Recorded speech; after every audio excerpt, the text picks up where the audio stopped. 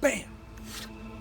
Hey, hello, good day to you, evening wherever you are, good morning wherever you are, afternoon, I don't know, but either way, happy to see you. Happy to have you along, my friend. My name is Head Coach Jordan here from Without Bounds, at Without Bounds now on the Instagram, Without Bounds Coaching on the YouTube. Thank you so much for being here. We are reading As a Man Thinketh by James Allen. This book has transformed my life. My best friend, Head Coach Jim, gave this to me over 4 years ago now. And for 2 years, I read it every single day. And then in that third year, I put it down and was like, all right, I think I kind of get what it was doing to me. Not only was I getting what it was doing to me, I had developed my coaching business right before my eyes. I had developed my personal development and spiritual training book. I had developed courses. I was like, oh my God, what is this unleashed in me? Because, my mission is to heal, uplift, and empower you and as many beings as possible. And it was because of what's in here that I activated myself, that I actually started realizing, the things that I think, say, and do have to be in alignment. I have to show up as the thing that I want to be in order to become the thing that I want to be. Now, that may not be the most understandable thing. You might be saying, well, Jordan, I'm not a doctor. I don't just show up as a doctor. No, but you have to see in yourself the power to become it.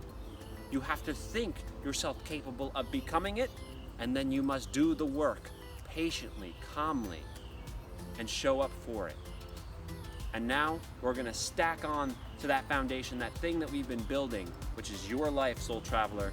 And we're going to move on now to day 11. You ready, baby? Let's do this. 11th morning. Be as a flower, content to be, to grow in sweetness day by day. If thou wouldst perfect thyself in knowledge, perfect thyself in love. If thou wouldst reach the highest, ceaselessly cultivate a loving and compassionate heart. To him or her who chooses goodness, sacrificing all, is given that which is more than and includes all. Wow. This passage here is super deep. It's very short, but in it contains the kind of knowledge that when you actually can take a bird's eye view of what it's telling you is so powerful. So it's saying, be as a flower, content to just express your flowerness, to grow in sweetness by day, and of course to decay and slowly wither away. Because what does a flower do? It stands there and it transforms before our very eyes. Just like the season. So on my walk here, during the winter, everything's barren and gray and brown. And then as spring and summer come, you start smelling in the air. Like you could smell the honeysuckle. And it's just overwhelming. It's intoxicating. And of course, I thank God every day that I can breathe, given coronavirus is taking away people's smell away. Anyway, be content to be that thing that you are. So there's an amazing farmer named Joel Salatin, and he talks about how his permaculture way of farming that he invented, he lets the cows express their cowness, as he says, the pigs, their pigness, their chickens, the chickenness. You must express your humanness. And he says that in order to actually tap into your humanness, to get the most out of yourself, it's not just about seeking knowledge, no. You must perfect thyself in love first. So remember, we've talked about that line that cuts between the hearts of all men and women, that line of good and evil. And he's saying here, if you're going to reach your highest self, if you're going to achieve and be the flower that you are, then you must abide ceaselessly, meaning never stop leaning into compassion. Never stop leaning into love. Now, James Allen, he wrote this before any science was done on meditators. But what we know now about meditators who have practiced compassion, who literally, in their with their eyes closed, they imagine the world, they imagine people, and they say, may you be happy, may you be peaceful, And they actually imagine, like I spend time thinking about my woman, thinking about my parents, thinking about you, and I say, may you be happy, and I imagine you happy. May you be peaceful, and I imagine you peaceful. May you be free of suffering, and I imagine you with a little pain on your face, and this blessing shining light, and evaporating that suffering. He's saying, think well of others. Actually see their capacity for powerful transformation and goodness.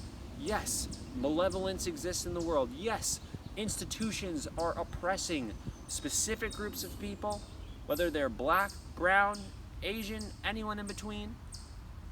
Not only are there systems doing that, not only is there evil in the world, not only did Jews survive concentration camps and people were literally turned into soap. Yes, evil abounds. But in order to fight back against that tide, in order to get the ego to stop sabotaging us internally and stop sabotaging us as a group in society, we must abide in love. We must abide ceaselessly in compassion. Meaning, feel for your brother, feel for your sister, feel for the other fellow soul travelers on this earth. Feel for me, feel for yourself. Like you would a child, like you would a pet. Take care of this world, take care of yourself, and see that if you're going to reach for your highest, you must abide in that space. Hold space for love and compassion so that you can continuously have the energy that helps you go above and beyond to be your flower self. And he says here, to him who chooses goodness, meaning choosing not the evil, not the saboteur inside of you, not that ego that's going to separate you, divide you, cause hate and drama. No. But by sacrificing all of that, you're given more than just the good that you've chosen. You're given the bountiful abundance of your life, of the blessing of being itself, the blessing of being better for others, of having healed, uplifted, and empowered yourself. And that is the magic contained in that passage. You ready? Let's do it. 11th evening. The great law never cheats any man of his just due. Human life, when rightly lived, is simple with a beautiful simplicity. He who comprehends the utter simplicity of life, who obeys its laws and does not step aside into the dark paths and complex mazes of selfish desire, stands where no harm can reach him. Then there is fullness of joy, abounding plenty, and rich and complete blessedness. Blow out the candles on that one, baby. There's a lot to unpack here. And I don't want to drag this out. I don't want to create tension in this world, but I do have to talk about hard things.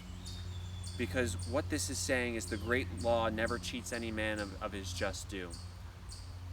And you may look back and you say, well, did someone like George Floyd or any of the other young black women and men who got killed by police, did anyone get their just due? A lot of them on this physical earth, emotionally and mentally, didn't. But I teach my clients, I teach my students what's called PEMS: physical, emotional, mental, and spiritual.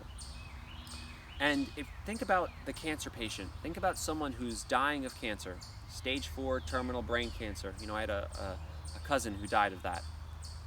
And you think, okay, if he heals spiritually, will his body heal physically? If he forgives, all those he needed to forgive, if he lets go all of his pain and suffering, can his body heal? There are miracles, of course, but the laws of nature, the laws of physics, chemotherapy, they wear the body down and they ensure that, yes, he will die. So you may heal on one level, but the great law will make sure that you are provided for on that highest level. And it is a divine justice that none of us can really understand with words. Do I believe that there's an afterlife? Yes. Do I believe that there's something beyond this life where justice can really be achieved? Do I believe that there is a knowing that you get sort of lifted into when you transition to that place? Yes. Do I believe that there is justice for someone like George Floyd? Spiritually, I do believe that. on a physical, emotional, and mental level right now? Of course not. There is no justice right now that has been served, and that justice needs to be served. However, this is talking also about a human life, when rightly lived, is simple with a beautiful simplicity. And if you look in this world with these technological beauty devices, these amazing things, we've complexified things so much. You know, I was talking to 15-year-olds the other day, and they were telling me it's hard for me to focus. They're not getting enough sleep. They're staying up till 4 a.m. God, of course you're not able to focus, but you're also on your phone the whole time.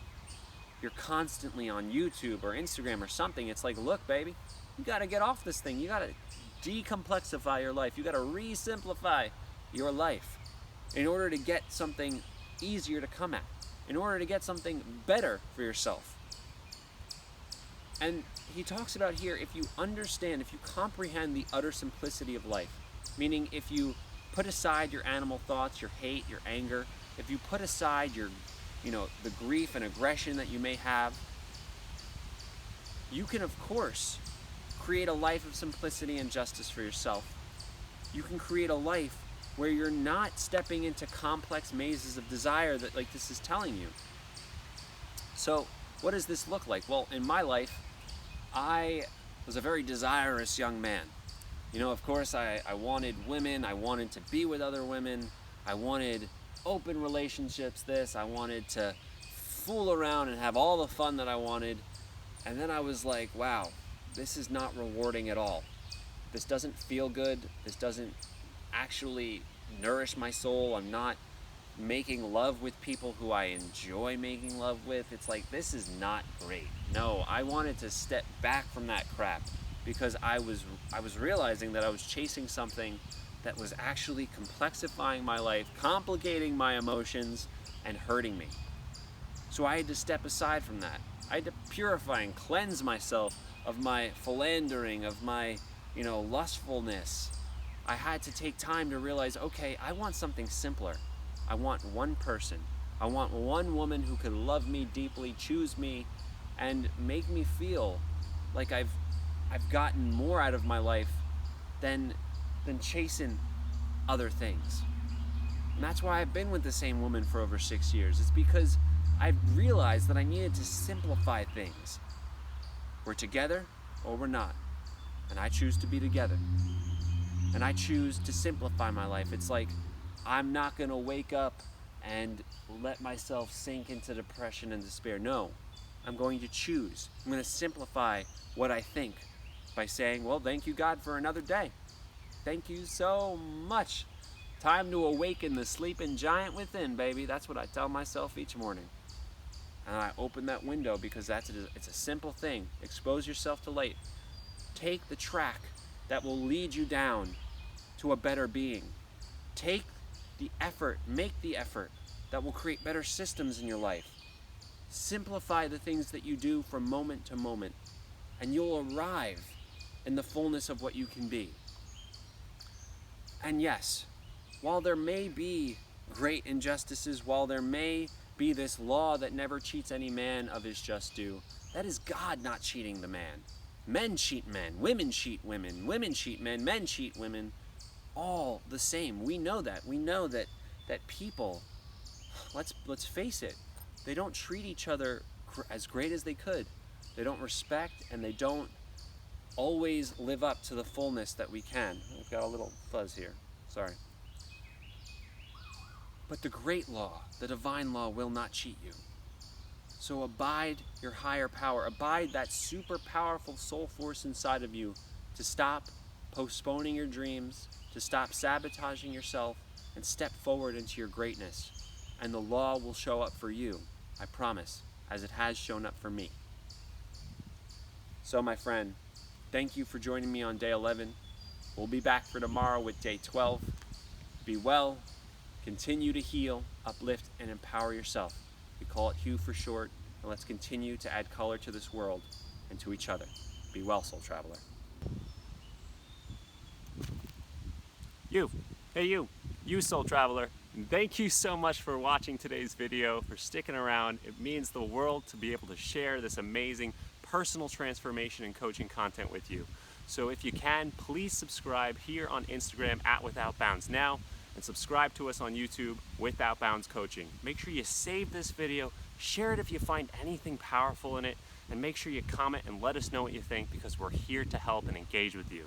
We love you so much. We're here. Stick around. Make sure you stick around, because we're going to be sharing some amazing personal development, coaching, and business development content to come. We're super grateful, and from me and head coach Jimmy, we love you. Thank you so much, and be well.